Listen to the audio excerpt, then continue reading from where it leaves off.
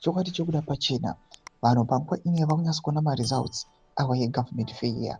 Panguva ino pane pictures ari kucirculate social media. Vanhu vachinyasa kuuya panguva ino vachinyasa kuratidza kuti chionai zviri kuita nezvigananda panguva ino. They are the same people vari vachidonata vachiflaunda panguva ino vachiva vachipembera mamotor vehicles, mari, land nezvimwe zvakadaro.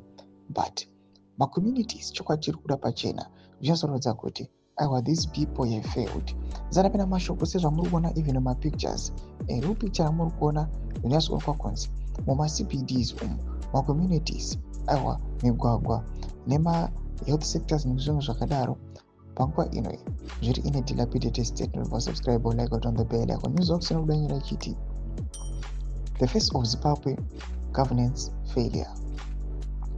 The widespread decay and the collapse of infrastructure in Zimbabwe, including roads, water, sanitation system, public hospitals and schools, is widely described by some critics, citizens, and analysts as a clear sign of the ZANU-PF government's failure.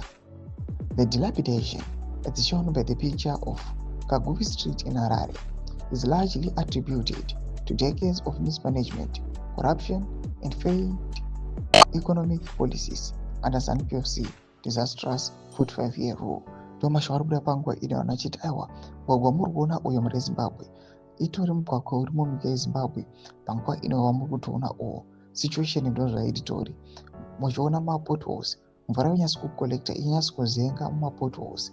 Aiwa panguva ine mapotholes atoramba achitowedzana noda kuti kana mvura ichange yapinda mota dziyazotanga kufamba dzika nemapotholes iwawo makomba anoramba achitowedzera ende zvinoramba chiuraya kana dziri motokari dzevagari venyika yeZimbabwe.